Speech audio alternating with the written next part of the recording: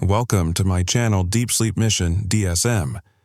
As we begin, I would be delighted if you could share your location in the comments below. It's truly inspiring to witness how far this content travels and to connect with viewers from across the world. They say everyone has a doppelganger somewhere in the world. But what if you found 12 of them, sitting in a circle, all staring at you with your own eyes? Before you click away, I need you to understand something. This isn't about twins or lookalikes. This is about what I discovered in the basement of St. Mary's Community Center in Portland, Oregon, and why I can never look in a mirror the same way again. If you're listening to this alone, maybe turn on a light, just in case. The story begins now. The flyer was taped to the bulletin board at Whole Foods, right between a lost cat poster and someone offering guitar lessons. Finding Your True Self, support group for identity issues, it read in plain Arial font. Meeting every Tuesday at 7 p.m. St. Mary's Community Center, room B12. I almost walked past it.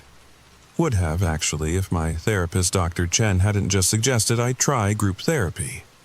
Sarah, she'd said during our last session, sometimes healing happens when we realize we're not alone in our struggles. Not alone. If only she knew how those words would haunt me. That first Tuesday in October, I drove to St. Mary's with a knot in my stomach. The community center sat on Burnside Street, one of those old brick buildings that seemed to absorb the Portland rain into its very bones. The parking lot was nearly empty. Just a few cars scattered under the amber streetlights. I sat in my Honda Civic for 5 minutes, engine off, watching my breath fog the windshield. Identity issues. That's what the flyer said. Did I have identity issues? After 32 years of feeling like I was playing a character in my own life. Yeah, maybe I did. The main entrance was locked. A handwritten note directed support group members to the side door. I followed a narrow path between the building and a chain-link fence, my footsteps echoing off the wet concrete. The side door opened to a stairwell that smelled like old coffee and industrial cleaner.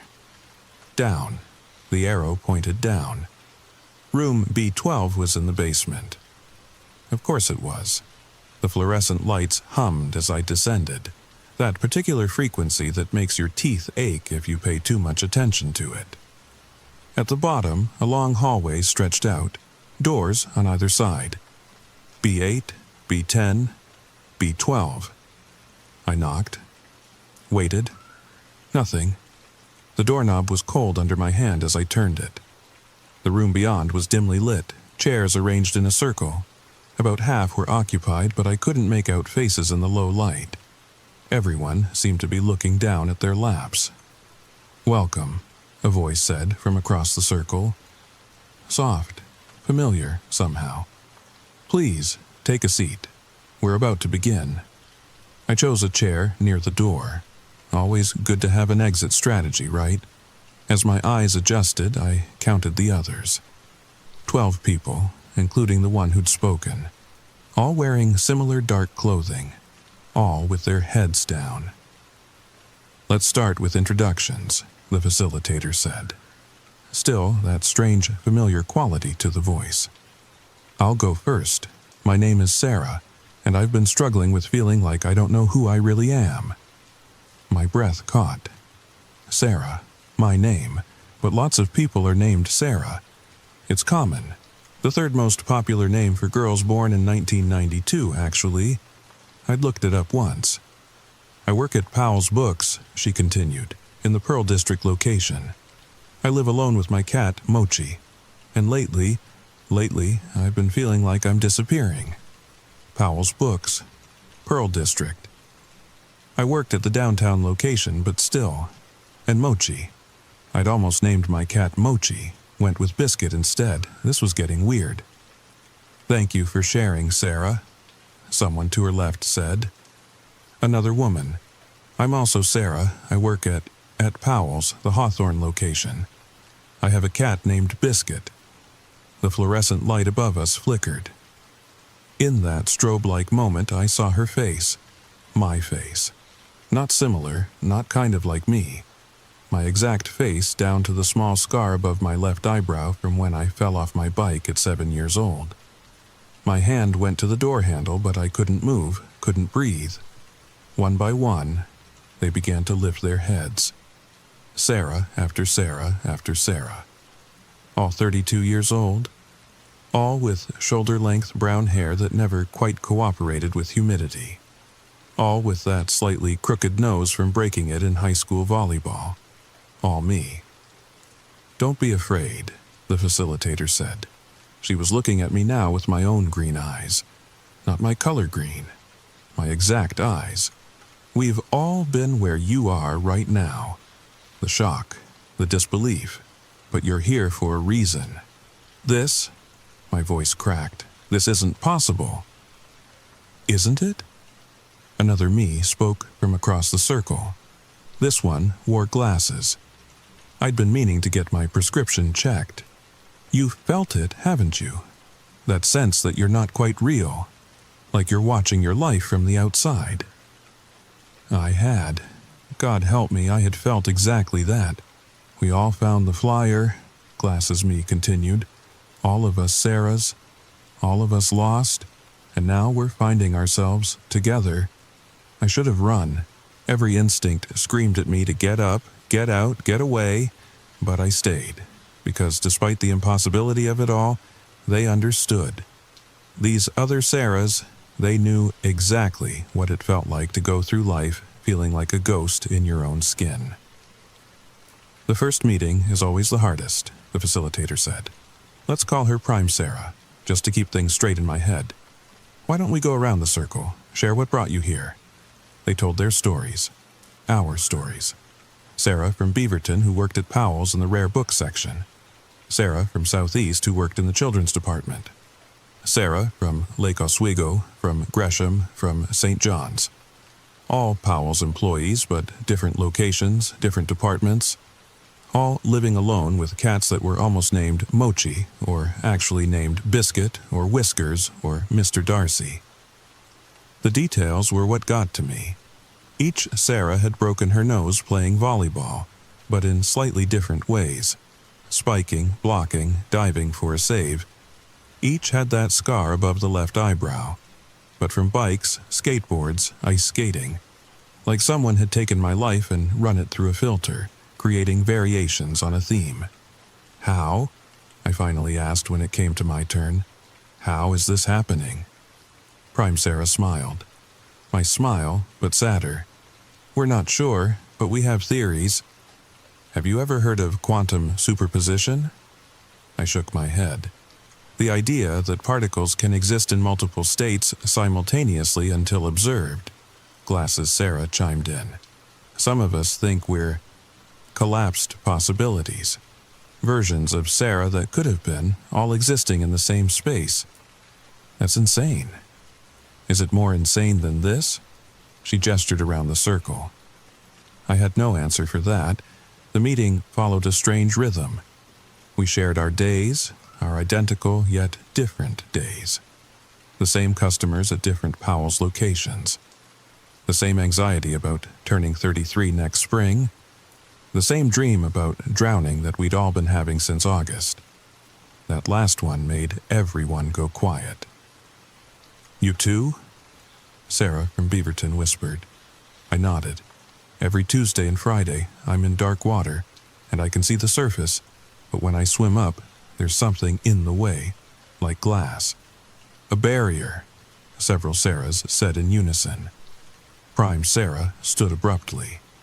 "I think that's enough sharing for tonight, same time next week." The others began to file out.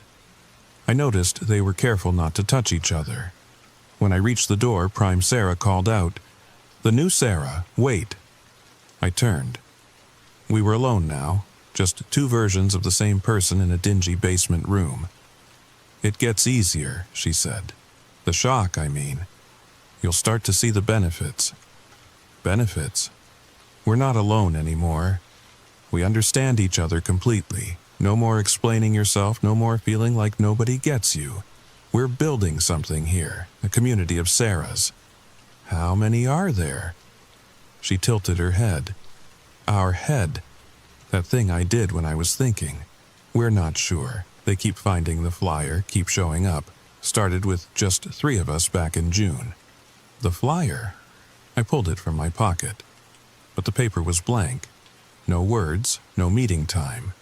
Just yellowed paper with tape marks at the corners. Prime Sarah's smile widened. Only Sarah's can see it. Only Sarah's who are ready. I left through that same side door, hurried to my car, but in the parking lot I stopped. 4 Honda Civics, all silver, all with the same Powell's employee parking sticker, all with the same fuzzy dice hanging from the rearview mirror. A gag gift from our best friend Anna last Christmas. I drove home in silence. No radio, no podcast, just the sound of rain on the windshield and my own thoughts chasing each other in circles. That night, I dreamed of drowning again. But this time, when I looked up through the dark water, I saw faces pressed against the glass barrier. All my face. All trying to break through. I told myself I wouldn't go back. Spent the whole week trying to convince myself it had been a hallucination. Gas leak in the basement, maybe, or a really vivid dream. But then I saw her at Powell's. Actually, no.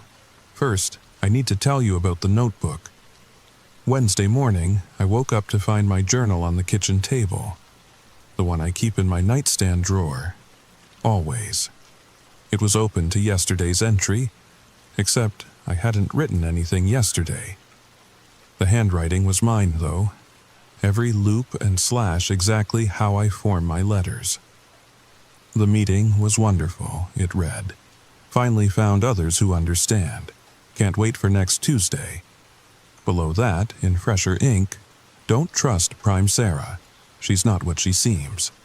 And below that, in pencil, check your voicemails. I had 17 new voicemails. All from unknown numbers. All the same voice, my voice.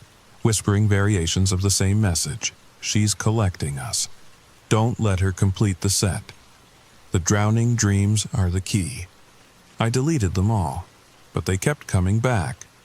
Every time I checked, 17 voicemails. Always 17. That's when I saw her at Powell's. Wednesday afternoon, I was reshuffling in the fiction section when I glanced toward the information desk. Sarah, with glasses, stood there, helping a customer find a cookbook. My supervisor walked right past her, nodding a greeting like she'd worked there for years. She caught me staring, winked, then went back to her customer as if it was the most normal thing in the world. Thursday, I saw 2 more. One in the coffee shop across the street, reading the exact book I'd bought but hadn't started yet. Another waiting at my usual bus stop, wearing the rain jacket I'd almost purchased last month but decided was too expensive. By Monday, I was seeing them everywhere. Not just glimpses, full sightings. Sarah's living their parallel lives in my city, shopping at my grocery store. Walking dogs in my neighborhood, dogs that looked suspiciously like the golden retriever I'd grown up with. I started taking different routes to work, shopping at different times. But it didn't matter. Portland was filling up with Sarah's, and only I seemed to notice. Anna didn't see them. When I pointed out Sarah from Beaverton at the food carts, Anna just saw a stranger. When I mentioned running into someone from group therapy at Powell's, my supervisor said I was the only Sarah on the schedule. Tuesday came again. I sat in my car outside St. Mary's for 20 minutes this time, watching. I counted 15 women entering through that side door, all my height, all with my walk, that slightly pigeon-toed gait I'd tried to correct in college. I went in. The circle was bigger now. 20 chairs, all full except one. They'd been waiting for me. "Welcome back," Prime Sarah said. "We're so glad you came." The meeting started the same way. Introductions, stories. But something was different. The other Sarahs looked tired, drawn, like they hadn't been sleeping. "The dreams are getting worse," one said. Sarah from Milwaukee, apparently. When had out-of-state Sarahs started showing up? I can feel myself drowning, even when I'm awake now. murmurs of agreement around the circle. "It's the convergence," Prime Sarah said. "We're getting closer." "Closer to what?" I asked. She looked at me with those familiar green eyes, but there was something else there now, something hungry, to becoming whole. The room felt smaller suddenly. The fluorescent light flickered again, and in the darkness between, I thought I saw more faces, more Sarahs, standing in the shadows outside our circle, watching, waiting. "You see them too," Glasses Sarah said. It wasn't a question. The ones who haven't found their way to group yet. They're drawn to us, but they can't quite cross over. Cross over from where? From all the places we could have been. Prime Sarah stood, began walking around the outside of the circle. Every choice creates a branch. Every moment splits reality. We're the Sarahs who made slightly different choices, but stayed close enough to overlap. That's not how physics works. Isn't it? She was behind me now. I could feel her breath on my neck. My breath. How many times have you stood at a crossroads and felt yourself split? Felt the other you, the one who made the different choice, walking away? Too many times. The job offer in Seattle I'd turned down. The apartment in Northeast I'd almost rented. The marriage proposal I'd said no to. "He proposed to you too?" a Sarah across the circle whispered. "David?" I nodded, throat tight. "I said yes," she continued. "Biggest mistake of my life. He was..." She stopped. We all knew what he was, what he'd done, or almost done, or would have done. The branches are collapsing. Prime Sarah returned to her seat. All the scattered Sarahs, all the possibilities, were coming together. The dreams are the first sign. Soon. Soon what? She smiled. We all smiled. The same sad, knowing smile. Soon there will only be one. The meeting ended abruptly. Again, that careful filing out, no touching. But as I reached the door, I felt a hand on my arm. Cold, too cold. I turned. It wasn't one of the Sarahs from the circle. This one was wrong. Her face was mine, but blurred, like a photograph taken through water. Her clothes were soaked, dripping onto the linoleum floor. "Don't come back," she whispered. Her voice was full of water. "It's not what you think. The convergence, it's not..." She flickered, disappeared, left only a puddle where she'd stood. But there was something in the puddle. A photograph. Waterlogged but visible. It showed all of us Sarahs standing in a circle. But we weren't in the basement. We were somewhere else, somewhere dark. And in the center, where Prime Sarah should have been, nothing. Just a black void shaped like a person. I pocketed the photo and ran. Up the stairs, through the side door, across the parking lot. 23 silver Honda Civics sat under the streetlights. I didn't know which was mine. They all had the same fuzzy dice, the same parking stickers, the same... But one had something different. A piece of paper under the windshield wiper. My handwriting again. Third from the left, trust yourself. Sarah who remembers. I picked the third car from the left. The key worked, of course it did. As I drove away, I saw them in the windows of the community center. Dozens of Sarahs, all watching, all waiting, all me. I tried to leave Portland. Wednesday morning, I packed a bag, called in sick to Powell's, and drove toward Seattle. Maybe distance would break whatever this was. Maybe I could outrun myself. I made it as far as Longview before I saw the roadblock. Not a police roadblock. A Sarah roadblock. 20 of them standing across I-5, all wearing the same rain jacket I had on. Cars passed right through them like they weren't there, but I could see them, and they could see me. I turned around. The dreams weren't dreams anymore. I was drowning all the time now, even with my eyes open. Water in my lungs that no one else could see. That glass barrier pressing down, covered with faces. My face. All trying to break through from their side. But Thursday night something different happened. In the dream, one of the faces pressed against the glass held up a sign. "She's listening. Find the first Sarah." I woke up gasping. My sheets were soaked, but not with sweat. With lake water, I could smell it. That particular mix of algae and mud and something else. Something familiar. Lake Oswego, where one of the Sarahs said she was from. I called in sick Friday and drove out to Lake Oswego. I didn't know what I was looking for until I saw it. Millennium Plaza Park. The lake where I'd almost drowned when I was 8. Where my parents had pulled me out just in time. Where I'd seen, no, that was impossible. But I remembered now. Under the water, I'd seen another girl. She looked just like me. She was reaching up, trying to break through something invisible. I'd told my parents, but they said it was just oxygen deprivation. Hallucinations. The lake was calm that morning. Empty except for a woman sitting on the dock. She turned as I approached. Another Sarah, but this one was different. Older, maybe 40, 45. She smiled sadly. "You're starting to remember," she said. "Good. That means there's still time." "Time for what? Who are you?" "I'm Sarah," she said. "The first Sarah to escape her, or maybe the last. Time gets funny when you're stuck between possibilities." She patted the dock beside her. I sat, maintaining distance.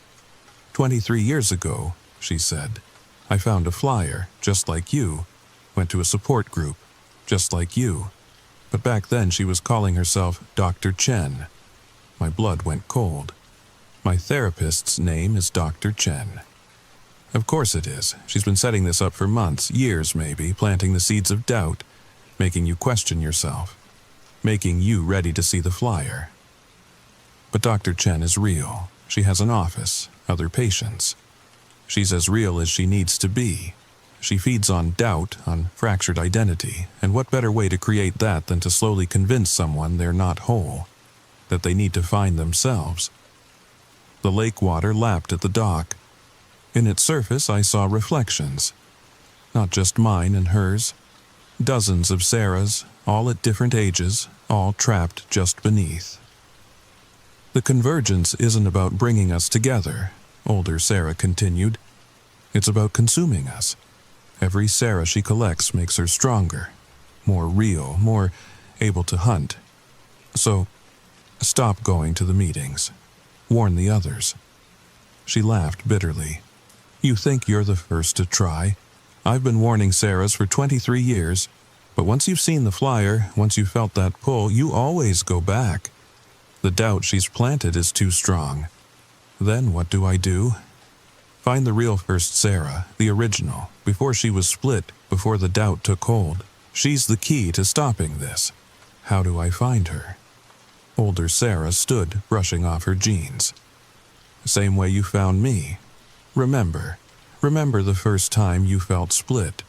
The first time you wondered if you were real. Before the therapy, before the dreams. Remember. She walked away, leaving me alone on the dock. In the lake's reflection, the trapped Sarahs pressed against the surface, all mouthing the same word. Remember. Tuesday came again. This time I didn't drive to St. Mary's. I walked. In the rain, without an umbrella. I was already drowning. What was a little more water? The side door was propped open, waiting. The basement hummed with voices. Not just from room B12, every room. All the voices mine. I pushed open the door to B12. The circle had expanded to fill the entire room. 50 Sarahs? 100? I couldn't count them all. Some were clear, present, solid. Others flickered like bad reception. A few were waterlogged, dripping, wrong. She's here, they said in unison. The last one. Prime Sarah stood in the center of the circle. She looked less like me now, or more like me. It was hard to tell. Her edges kept shifting, absorbing the features of the Sarahs around her. Do you understand now? She asked. We were never meant to be separate. All these branches, these possibilities, they're collapsing. Reality is correcting itself. By drowning us? by converging us, the dreams, the water. It's the space between possibilities. We're all swimming toward the same point, the same self. What happens to the others? To all of you? She tilted her head. Our head. That thinking gesture. We become what we were always meant to be. One Sarah, complete, whole. No more feeling split, no more sensing the lives we didn't live. Just one. And if I don't want that, the room went silent. 100 green eyes stared at me. You don't have a choice, Prime Sarah said softly. None of us do. It's already happening. Can't you feel it? I could. The edges of my vision were blurring. I could see through my eyes and through the eyes of the Sarah next to me. Could feel my heart beating in 50 different chests.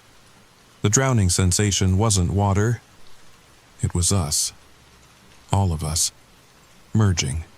Fight it, a voice whispered. The waterlogged Sarah from last week. She stood just outside the circle, flickering in and out of existence. The convergence isn't natural. She pointed at Prime Sarah. She's not the original. She's the one who... She disappeared mid-sentence, but I understood. Prime Sarah smiled. My smile, but wrong. The original is such a limiting concept. I'm the Sarah who figured it out, who found a way to gather all the scattered pieces, to become complete. You're killing them. Us. I'm saving us. No more loneliness. No more wondering what if. Just one perfect Sarah with all the experiences, all the memories, all the possibilities. The circle began to close. Sarahs standing, moving inward. Their faces blurred together, a kaleidoscope of myself. I backed toward the door, but it slammed shut. It's time, Prime Sarah said. Join us. Join yourself. The drowning hit me full force, not water, awareness. I could feel every choice I'd ever made and not made. Every path taken and abandoned. Every Sarah that had ever existed or could exist. The weight of infinite possibilities crushing down. I fell to my knees. Around me, Sarahs began to merge, 2 becoming 1, 4 becoming 2, 8 becoming 4. The room spun with the impossibility of it. Stop fighting, Prime Sarah knelt beside me. Her hand on my shoulder was warm and cold and wet and dry all at once. Let go. Become whole. I closed my eyes. Let the convergence take me. But, there was something else. In the darkness behind my eyelids, I saw her. Another Sarah, standing apart from the convergence, watching, waiting. She looked exactly like me, but her eyes were blue. I gasped, pulled back from the merging. Blue eyes. I'd always wanted blue eyes as a kid, used to imagine myself with them. But that wasn't a possibility, wasn't a choice. And that was just imagination. You're not collecting possibilities, I said, pushing away from Prime Sarah. You're collecting something else. The merging stopped. The room held its breath. Prime Sarah's face flickered. For just a moment I saw something else underneath. Not me. Never me. Clever, she said, but it wasn't my voice anymore. Too clever. The other Sarahs began to wake up, the merging reversing. They looked around, confused, afraid, real. What are you? I asked the thing wearing my face. She smiled, not my smile, something older, hungrier. I'm the space between, she said. The doubt, the voice that says you're not real, not worthy, not enough. I feed on that uncertainty, and you Sarahs, so full of doubt, so easy to gather, so easy to consume. The room exploded into chaos. Sarahs running, screaming, fighting to get out. The thing that had been Prime Sarah laughed, its form shifting, revealing something vast and dark and empty. I ran, we all ran. Up the stairs, out the door, into the rain. Behind us, St. Mary's Community Center groaned and shuddered. Windows shattered. The building seemed to fold in on itself, collapsing into that impossible basement room. In the parking lot, we stopped. 40, 50, 60 Sarahs. All real, All separate, all free. "What do we do now? Glasses?" Sarah asked. I looked at her, at all of them. My faces, but not my lives. Each one a real person who'd been caught by that thing's web. "We live," I said, "separately, as ourselves. No more support group, no more convergence, just us." They nodded. One by one, they got into their silver Honda Civics and drove away. Back to their lives, their choices, their possibilities. I was the last to leave. As I reached my car, my actual car, with the coffee stain on the passenger seat and the crack in the windshield, I turned back. St. Mary's Community Center stood intact, no broken windows, no collapse, just an old brick building in the rain. But in the basement window I saw a shadow, waiting, hunting, looking for the next group of people who felt like they were drowning in their own lives. That was 6 months ago. I still work at Powell's, still live alone with Biscuit, still have the dreams sometimes. But now I know the difference between possibility and predator, between doubt and danger, and sometimes in the city I see another Sarah. We nod, we smile, we keep walking. We're not alone, but we're ourselves. And that thing in the basement? It's still there, still hunting, still wearing faces that aren't quite right. So, if you see a flyer for a support group, for people who feel lost, split, uncertain, who feel like they're drowning in their own lives, keep walking. Some connections aren't meant to be made, some groups aren't meant to meet. And some faces, even if they look exactly like yours, aren't meant to smile back. But here's the thing that keeps me up at night, the thing I didn't tell the other Sarahs, the thing I can barely admit to myself. I kept the flyer. It's in my desk drawer, still blank to everyone but me, still whispering promises of understanding, of connection, of becoming whole. Because even knowing what I know, even after everything, sometimes I still feel like I'm drowning, and sometimes I wonder if that thing in the basement was wrong, or if it was the only one who truly understood, the only one who knew what it felt like to be scattered, the only one who offered to make us whole. Last week I saw Dr. Chen again. Not my Dr. Chen, the real one. She was confused when I showed up for an appointment I hadn't scheduled, concerned when I asked about identity issues and support groups. "Sarah," she said gently, "I've never recommended group therapy for you, and I certainly wouldn't send you to some basement meeting. Are you feeling all right?" I laughed, actually laughed, because what else could I do? She prescribed me something for anxiety. I didn't feel it. Pills can't fix what's broken when the break is in reality itself. But yesterday I found something, another notebook, hidden in my closet, behind boxes I'd never opened, filled with my handwriting. Page after page of the same sentence. The first Sarah is in the mirror, and at the very back, in handwriting that was mine but shaky, old. "Don't look too long." She looks back. I haven't looked in a mirror since. Can't bring myself to, because I know that when I do, I'll see her. The original, the one who started all this when she first doubted herself. When she first wondered if she was real. When she first split. The flyer is still in my drawer, still calling, and every Tuesday at 7 p.m. I sit in my car outside St. Mary's, watching the others go in, counting how many Sarahs enter, counting how many leave. The numbers never match, and in my dreams, I'm not drowning anymore. I'm floating, suspended between the surface and the bottom, between real and not, between one and many, waiting for the next Sarah to find the flyer, waiting for the cycle to begin again. Because that's the real horror, isn't it? Not that there are multiple versions of us, not that something hunts us through our doubt. It's that we do this to ourselves, over and over, Sarah after Sarah, group after group, all looking for connection, all finding consumption, all keeping the flyer, just in case. Sweet dreams. Oh, and one more thing. If you're listening to this at night, if you're alone, if you've ever felt like you're not quite yourself, check your desk drawer. You might be surprised what you find. Or who finds you. Story number 2. The smell hit me first. Not grain dust or diesel fumes from the trucks. Something else. Sweet. Wrong. Like meat left too long in August heat. I stood at the edge of Miller's cornfield, staring at that towering grain silo against the Nebraska sunset, and I knew. I finally knew why nobody in Hartsville talked about what happened to the Johansson twins. But I'm getting ahead of myself. See, if you're listening to this right now, lying in bed, maybe with your headphones on, you need to understand something. What I'm about to tell you isn't some made-up campfire tale. This happened.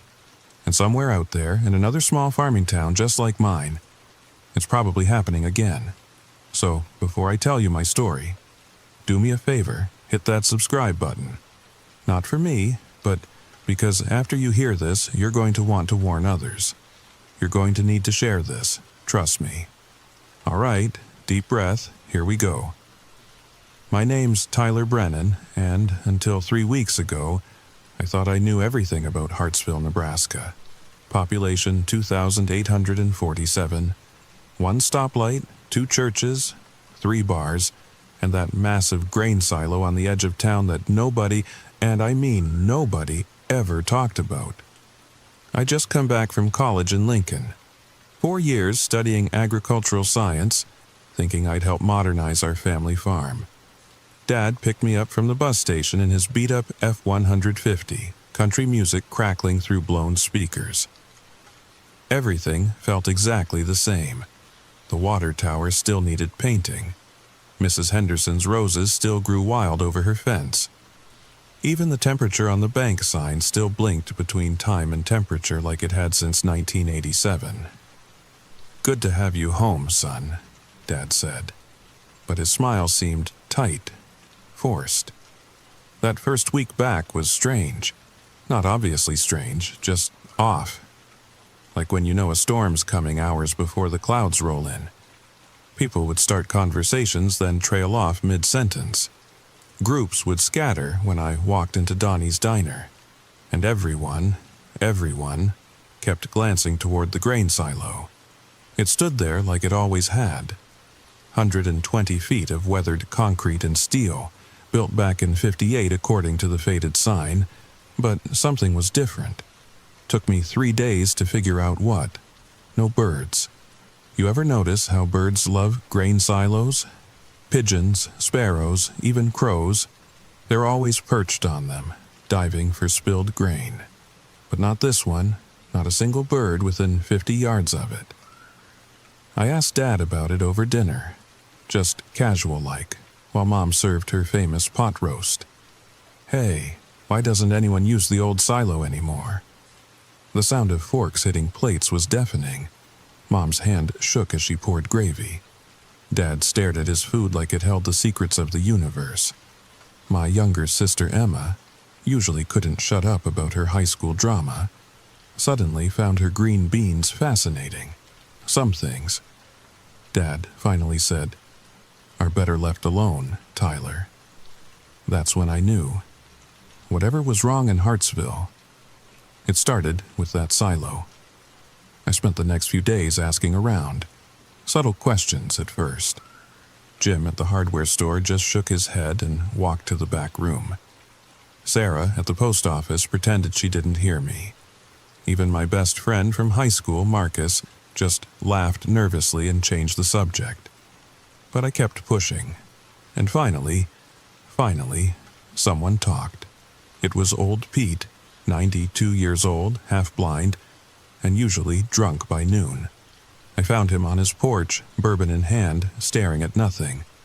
"You really want to know about the silo, college boy?" I nodded. He took a long swig.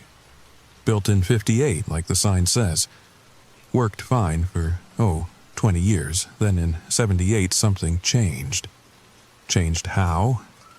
His milky eyes found mine. Grain started disappearing. Not stolen, just gone. 100 tons here, 50 tons there. Silos don't just leak grain, boy. It goes somewhere. So they stopped using it. Oh, they tried to fix it. Brought in engineers, inspectors. Found nothing wrong. He leaned forward, bourbon breath hot on my face. Then the Holbrook girl went missing. My blood chilled. Missing? Little Amy Holbrook, 8 years old, playing hide-and-seek with her cousins. They found her shoe. He pointed a trembling finger toward the silo. Right at the base, never found nothing else. But that could have been, then, the Carver boy in 82, the Martinez kid in 89, the Johansson twins in 07. His voice dropped to a whisper. Always children. Always near the silo. Always gone.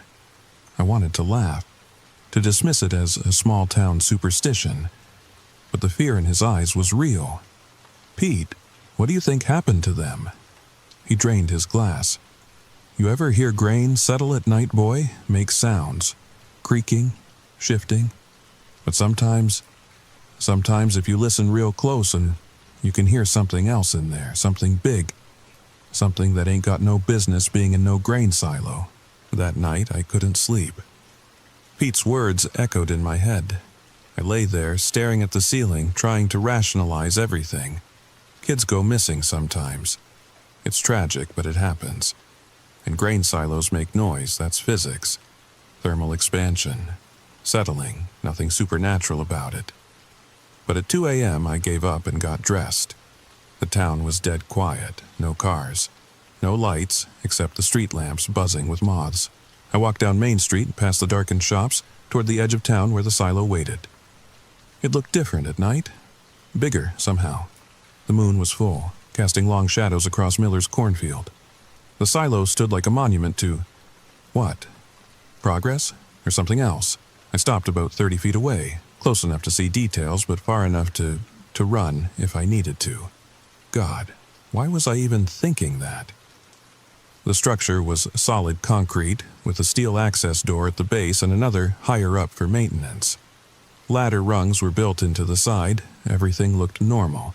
Abandoned, sure, but normal. Then I heard it. A sound from inside, not grain settling, not metal creaking. Something else.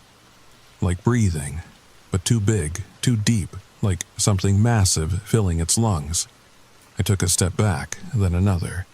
The breathing stopped, and then, I swear to God, something moved inside. The whole structure seemed to shift slightly. Dust fell from invisible cracks, and from somewhere deep within came a sound that made my spine turn to ice. A child's laughter. Faint, echoing, wrong. I ran, sprinted back to my truck and drove home with my hands shaking on the wheel. But I couldn't let it go. Whatever was in there, whatever took those kids, someone had to do something. I started researching the next day. Town records, newspaper archives, everything I could find about the silo and the missing children. What I found made no sense. The silo was built by Hartsville Grain Company in 1958. Normal construction, normal operation. Then in 1978, exactly like Pete said, they started reporting grain losses. Massive losses. The company brought in expert after expert. They found no leaks, no theft, no explanation. Then I found the inspection report from 1979. The inspector, a man named David Walsh, noted something odd. The interior dimensions didn't match the exterior. According to his measurements, the silo was 15 feet narrower on the inside than it should have been. 15 feet of solid concrete? That made no sense. Unless something else was in there. Something that needed space. I dug deeper, found construction photos from 1958. Normal silo build, except there were gaps in the photo record. 3 weeks in September where no progress photos were taken. When they resumed, the silo was nearly complete. What happened during those 3 weeks? I was so absorbed in research I didn't hear Emma come into my room. "Tyler, you need to stop." I spun around. My 17-year-old sister stood in the doorway, face pale. "Stop what?" "Asking about the silo. Mom and Dad are scared. Everyone's scared." "Emma, what do you know?" She bit her lip, looked over her shoulder, then closed the door. "Remember when I was 12? That summer I went to stay with Aunt Carol in Omaha?" I nodded. I didn't go to Aunt Carol's. Her voice was barely a whisper. I went to the silo one night with Rebecca and Julie. We were doing that stupid Charlie challenge. Thought it would be funny to do it somewhere creepy. My blood ran cold. "Emma, we were there maybe 5 minutes when we heard it. The breathing. Then Rebecca said she saw eyes. Glowing eyes in the access hatch. We ran, but..." She was shaking now. "But Rebecca didn't make it home." "What do you mean?" "She was right behind us, right there. But when we got to Main Street, she was gone. We went back, found her bike. But Rebecca was just gone." "Emma, why didn't you..." "They found her 3 days later, walking out of Miller's cornfield, no memory of what happened. But Tyler..." She grabbed my arm. "She was different after. Wouldn't eat, wouldn't sleep, just kept drawing pictures of eyes. Huge eyes. And 3 months later, her family moved away. No forwarding address, no goodbye." The room felt colder. "There are others," Emma whispered. "Kids who got too close and survived. But they all leave, every single one. It's like it marks them somehow." After Emma left, I sat in the dark thinking.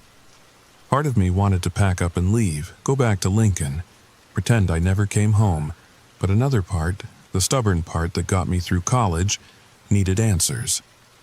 I spent the next week watching the silo, not approaching it, just watching. Parked my truck at different spots around town where I could see it. Made notes, looking for patterns, and I found them.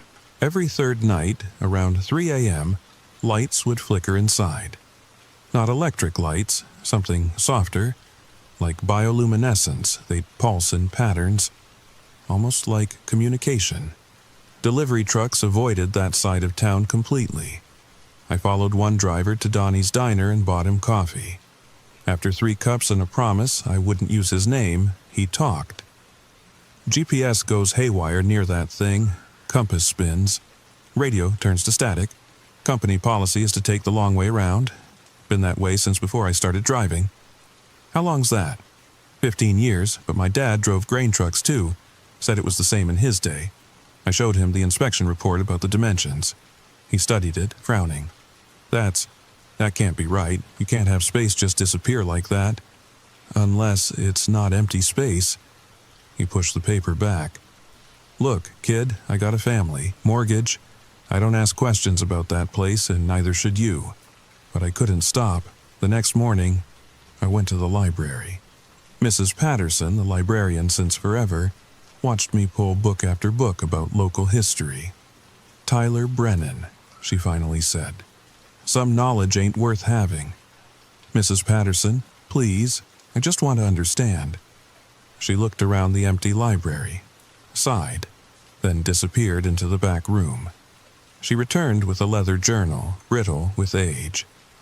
This was my grandmother's. She helped build that silo. Was the company secretary? She handed it to me. "Read it, then burn it, and never speak of it again." I took the journal home, locked my door, and read. The entries started normal. Supply orders, worker schedules, progress reports. Then came September 1958. September 3rd, Mr. Hartsville brought in special consultants today. Foreign men, don't speak English. They're modifying the blueprints. September 7th, night work only now. Workers sworn to secrecy, extra pay to keep quiet. September 15th, something went wrong last night. 3 workers missing. Mr. Hartsville says they quit, but their trucks are still here. September 18th, the consultants brought something. A container. Metal, covered in symbols. They built it into the foundation. I wasn't supposed to see. September 22nd, it's in there now. God help us. It's in there. The consultants are gone. Mr. Hartsville says everything is fine. But I hear it at night, we all do. September 30th, grand opening tomorrow. Mr. Hartsville says if anyone talks, their families will suffer. I believe him. May God forgive us for what we've done. The entries stopped there. I sat back, mind reeling. They built something into the silo. Deliberately. But what? And why? That night, I made a decision. Maybe stupid, definitely dangerous. But I had to know. I gathered supplies. Flashlight, rope, camera, knife, though I didn't know what good it would do. At 2 a.m., I drove to the silo. The access door was padlocked, but the lock was old, rusted. 5 minutes with a crowbar and it snapped. The door swung open on silent hinges. The smell hit me immediately. That same sweet rot stench from before, but stronger. I clicked on my flashlight and stepped inside. The beam cut through darkness, revealing nothing. Empty space. Concrete walls curving up into blackness, but the dimensions were wrong. Just like the report said. The space was too small. I played my light along the walls. Smooth concrete except there, about 10 feet up. Symbols carved deep. The same kind mentioned in the journal? I pulled out my camera, started taking pictures. The flash lit up the space in stark bursts. That's when I saw them. Scratches, hundreds of them. Names carved desperately into the concrete. Help me, Mommy, it hurts, and among them, Amy H., 1978. My hands shook. These were... The breathing started, deep, rhythmic, coming from the walls themselves. I backed toward the door, the breathing got louder, and then the walls moved, bulged outward like something massive pressing against them from inside. From somewhere above came that child's laughter again. But now I could hear what it really was. Not laughter, crying, dozens of children crying in unison. I ran for the door. It slammed shut. The padlock was broken. The door should have opened, but it didn't budge. I threw my shoulder against it. Nothing. The breathing was deafening now. The walls pulsed with each inhale. And from the darkness above, something descended. Not quickly, slowly, deliberately, like it was savoring the moment. I pressed against the door, flashlight beam dancing wildly. The thing came into view and my mind simply refused. Couldn't process what I was seeing. Eyes, dozens of them, but not arranged on any face, just clustered, watching, and behind them something that might have been flesh but moved like liquid. A voice spoke, not from any mouth, from everywhere. From inside my own head, finally, another. The thing descended further and I saw, God, I saw too much. The eyes weren't eyes. They were faces, children's faces, absorbed into something that pulsed and writhed like living tissue. Amy Holbrook's face was there, twisted, screaming silently. The Johansson twins. Others I didn't recognize. So hungry. The voice was many voices. Child voices, speaking in horrible unison. So long since feeding. I pressed harder against the door, praying, begging. The metal was ice cold despite the summer heat. The thing reached what might have been an appendage toward me. It moved wrong. Joints in places that shouldn't have joints. As it got closer, I felt pulling, like something inside me was being drawn out. Join us, Tyler. How did it know my name? We know all who live here, waiting, watching, from inside. The appendage touched the wall next to my head. Where it made contact, the concrete dissolved, not melted, dissolved, like it was being digested. That's when I understood. This thing, it didn't just live in the silo, it was the silo. The concrete, the steel, just a shell, a cocoon, and we'd been feeding it grain for 20 years before it got hungry for something else. The door suddenly gave way. I tumbled backward into the night, scrambling in the dirt. Behind me, that chorus of children's voices rose to a wail. "Come back! Come back!" I ran, drove home, packed everything I could fit in my truck. Mom cried. Dad just nodded like he understood. Emma hugged me and whispered, "Don't come back." But before I left, I had to do one thing. I drove to the newspaper office, broke in, used their computer to upload everything, the photos, the journal entries, all of it. Posted it everywhere I could think of, news sites, social media, forums, anywhere people might see. By morning, I was 3 states away, but I kept checking online, watching, waiting. The posts disappeared, every single one, wiped clean like they never existed. But not before some people saw. Downloaded, shared. The truth was out there now, spreading like wildfire in dark corners of the internet. Hartsville's population started dropping, families leaving in the night. By winter, the town was half empty.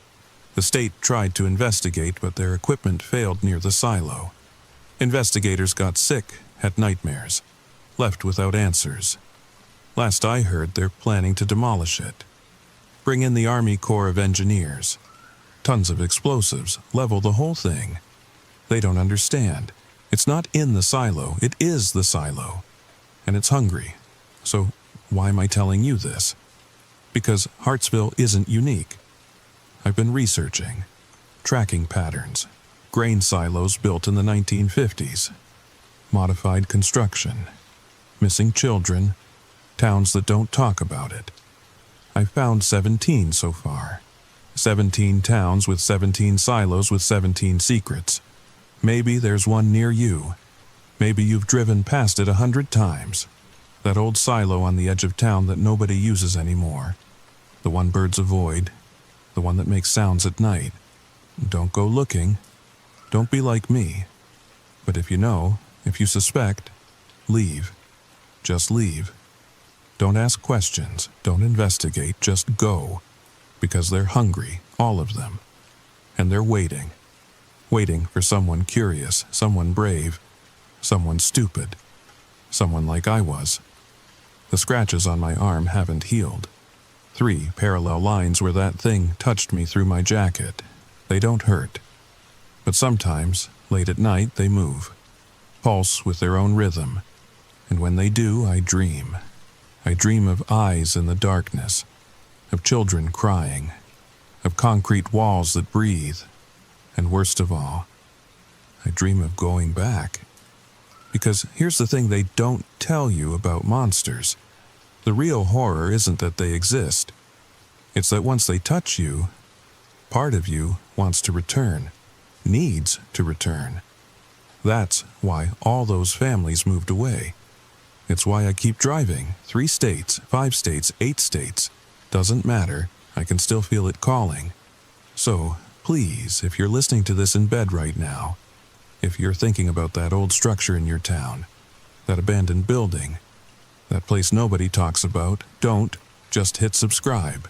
Share this story, warn others. Because somewhere out there, in the heartland of America, in small towns with 1 stoplight and 2 churches, something big lives in the grain silos, and it's spreading. Sweet dreams. Oh, one more thing. If you're from Hartsville, if you recognize the names, the places, I'm sorry. I'm so sorry for what's coming, because last night, the scratches on my arm spelled out a message. Time to come home. And God help me. I think I'm going to listen. Wait, before you go, before you close this video thinking it's just another story, I need to tell you what happened yesterday. Why I'm really uploading this now. Why time is running out. I've been on the road for 3 weeks since leaving Hartsville, staying in motels, paying cash, different name each time. But yesterday, I woke up in my car parked outside a grain elevator in Kansas. Don't remember driving there. Don't remember stopping. My GPS history was wiped clean, the scratches on my arm. They'd grown. What started as 3 lines now sprawled up to my elbow, looking like a map. Roads and intersections spelled out in raised flesh, and at the center, a perfect circle, a silo. I recognized the intersection, County Road 47 and Highway 12, right outside Millfield, Iowa. I'd driven through Millfield once. Cute town, white picket fences, American flags on every porch, and a grain silo on the north end that looked exactly like Hartsville's. Same era, same construction, same dead zone where birds wouldn't fly. I tried to ignore it, threw out my phone, bought a new one, kept driving. But that night, I had the dream again. Except this time, I wasn't in Hartsville's silo. I was in all of them, 17 silos, 17 sets of eyes. But they weren't separate creatures. They were connected, like organs in some massive body stretched across the Midwest. And in the dream, I could feel them breathing together, synchronized, waiting. And I saw the children, not absorbed into the walls like in Hartsville. These were different. Walking around their towns, going to school, playing in parks, normal kids living normal lives. Except they all had the same scratches, hidden under sleeves and jackets, pulsing with that same wrong rhythm. And their eyes. When they looked at each other, there was recognition, understanding, like they were all part of something bigger. I woke up screaming. The motel manager was pounding on my door, threatening to call the cops. I grabbed my stuff and ran, but in the parking lot I saw her. A little girl, maybe 7 years old, standing by the ice machine at 4 a.m. She rolled up her sleeve, showing me 3 parallel scratches. "He says you're ready," she whispered. "He says it's time to come home. All of us. To all of them." She walked away, and I saw others, stepping out of rooms, out of cars, all ages, all with those same marks, moving in the same direction, north, toward Millfield. I should have run the other way, should have driven south until I hit Ocean, but the scratches burned, and my hands turned the wheel north without my permission. The convoy grew as we drove, cars joining from every side road, license plates from all over, Iowa, Nebraska, Kansas, Missouri. Dozens of us, then hundreds, all silent, all marked, all going home. We reached Millfield at sunrise. The town was empty, like everyone knew to leave. Storefronts dark, streets deserted. Only the silo stood waiting, but it looked different, bigger. The concrete seemed to pulse with anticipation. We parked in neat rows, got out in unison, walked toward it like sleepwalkers. I tried to resist, but my legs weren't mine anymore. The little girl from the motel took my hand. Her touch was ice cold. "Don't fight it," she said. "It's easier if you don't fight." The silo door was open. Not the ground level door. That was still padlocked. This was a new opening, organic, like the concrete had split apart to form a mouth. We lined up, single file. The first person walked in and vanished into the darkness. Then the next, and the next. No screams, no struggle, just acceptance. I was 20th in line, 19th, 18th. Close enough now to see inside, to see what waited. It wasn't darkness in there, it was something worse. Space that didn't follow rules. Geometry that hurt to perceive. And floating in that impossible space, the children.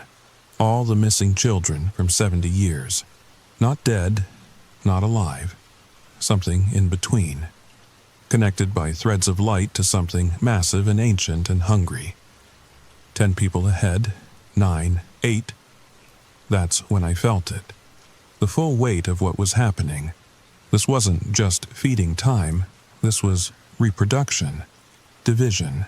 The thing in Hartsville was sending out spores, human spores, to seed new silos, new towns, new hunting grounds. 5 people ahead, 4. The little girl squeezed my hand.